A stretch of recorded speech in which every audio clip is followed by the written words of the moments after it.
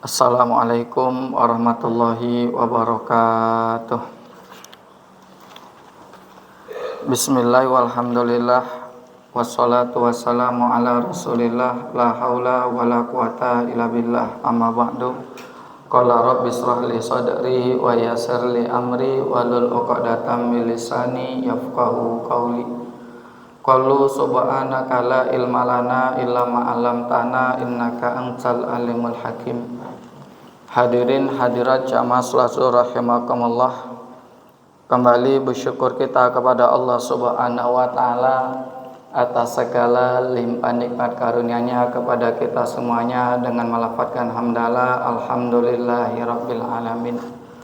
Kemudian berselawat kita kepada Rasul dengan lafaz Allahumma sholli ala sayidina Muhammad wa ala ali sayidina Muhammad. Assalamu alayka ya Rasulullah. Bapak Ibu hadirin hadirat jamaah salawat rahimakumullah. Kultum zuhur kita siang hari ini akan membahas tentang hikmatus shaum. Hikmahnya berpuasa yang disebutkan dalam kitab Hikmatut Tasyri' wa Falsafatuhu yang dikarang oleh Syekh Ali bin Ahmad Al-Jurjawi. Kata beliau, di antara hikmah kita berpuasa adalah yang pertama bukti kita syukur kepada Allah Subhanahu wa taala. Jadi kalau ada orang yang melaksanakan ibadah, kaum muslimin muslimat melaksanakan ibadah puasa, itu tandanya apa? Dia bersyukur kepada Allah Subhanahu wa taala. Bahkan kata Syekh Ali bin Ahmad Al-Jurjawi ini, seluruh ibadah yang kita lakukan itu semuanya menunjukkan bukti kalau kita itu betul-betul bersyukur kepada Allah Subhanahu wa taala. Allah beri kita badan yang sehat. Bagaimana cara bersyukurnya? Laksanakan sholat. Bagaimana syukurnya? Laksanakan puasa. Allah beri kita harta yang banyak. Bagaimana cara bersyukurnya? Keluarkan zakatnya, keluarkan infaknya. Diberi harta yang banyak, diberi badan yang sehat. Bagaimana cara bersyukurnya? Pergi ibadah ke tanah suci. Bisa buang air besar lancar, bisa buang air kecil lancar. Itu juga disuruh bersyukur. Bagaimana cara bersyukurnya? Dengan cara mengambil air wudhu. Ternyata kata beliau salah satu bukti kita bersyukur bisa buang air besar dengan lancar, buang air kecil dengan lancar. Itu bagaimana cara bersyukurnya? Maka dengan cara mengambil air wudhu.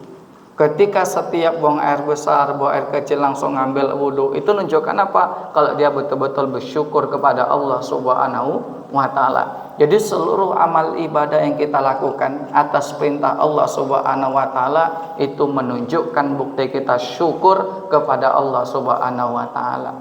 Tapi ketika disuruh sholat tak mau sholat, disuruh puasa tak juga mau berpuasa. Oh, ini tandanya hamba yang tak mau bersyukur. Kalau tak mau bersyukur kata Allah, la in syakartum la azidanakum. Kalau mau bersyukur Allah tambah nikmatnya. Wala in kafartum inna azabi lasyadid. Tapi kalau kufur, ingat azabnya Allah sangat pedih. Ngapa dia diberi azab, disiksa oleh Allah? Tak nunggu besok di akhirat, di dunia sudah disegerakan. Apa salah satu sebabnya? Tak mau bersyukur. Waktunya puasa nggak mau puasa, waktunya sholat nggak mau sholat. Itu hikmah yang pertama. Yang kedua, apa hikmahnya kita berpuasa? Li ajali ayu'allimuna asyari'u al-hakimu kaifa nuhafizu ala adail amanati wala tudayyiha. Kata Syekh Ali bin Ahmad Al-Jurjawi, Allah ingin mengajarkan kepada kita semuanya untuk menjaga amanah, untuk menunai amanah. Apa amanah yang ada dalam puasa? Yaitu imsak. Kita disuruh menahan dari perkara yang batalkan puasa, mulai dari terbit fajar sampai terbenamnya matahari. Orang puasa itu betul-betul orang yang bisa menjaga amanah. Apa buktinya? Ketika di siang hari cuaca sangat panas, kemudian anak pergi sekolah, suami pergi kerja, pokoknya tak ada siapa-siapa di rumah kecuali kita sendirian. Kira-kira kita mau nggak ngambil air yang di kulkas, makanan minuman di kulkas, kemudian kita makan? Padahal nggak ada yang melihat.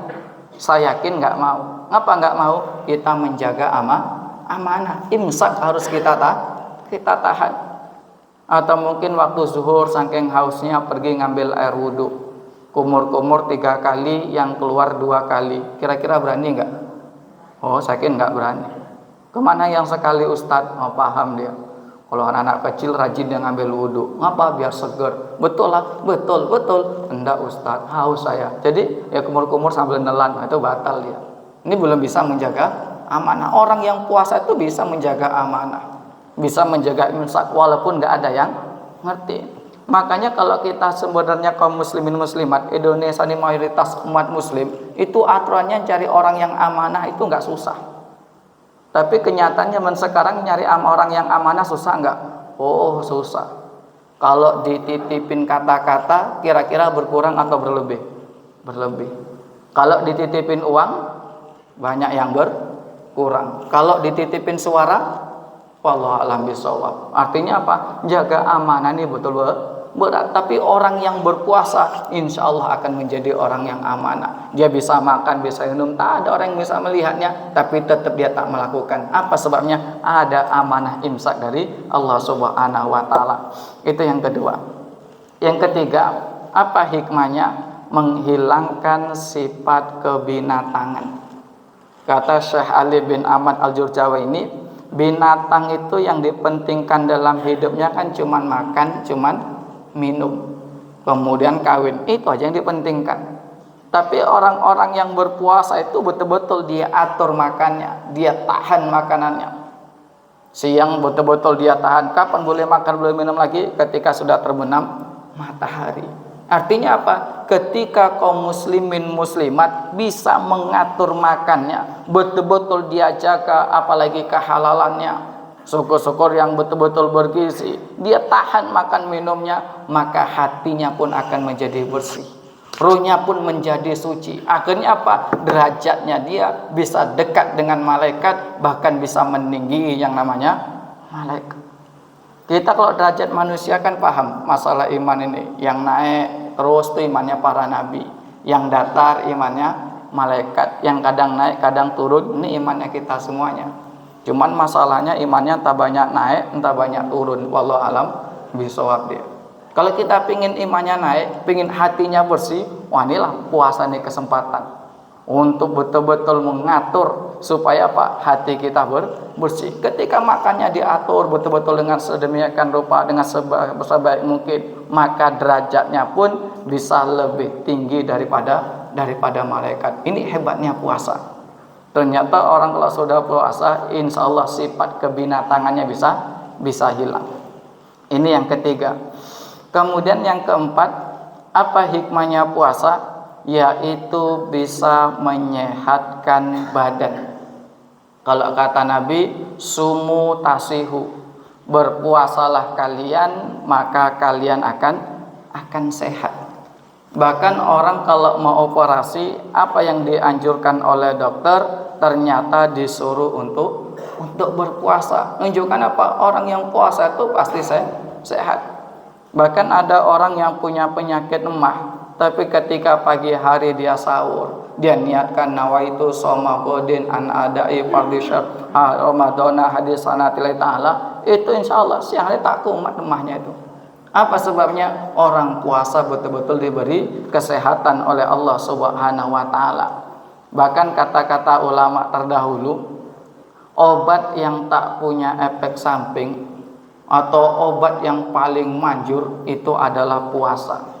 Atau kata lain, kalau tak bulannya puasa, dengan cara mensedikitkan makan. Orang tuh kalau makannya sedikit, insya Allah sehat. Dan kita perhatikan, apa orang sekarang itu banyak penyakitnya, rumah sakit di mana-mana penuh. Itu salah satu sebabnya karena faktor makanan, karena terlalu banyak makan.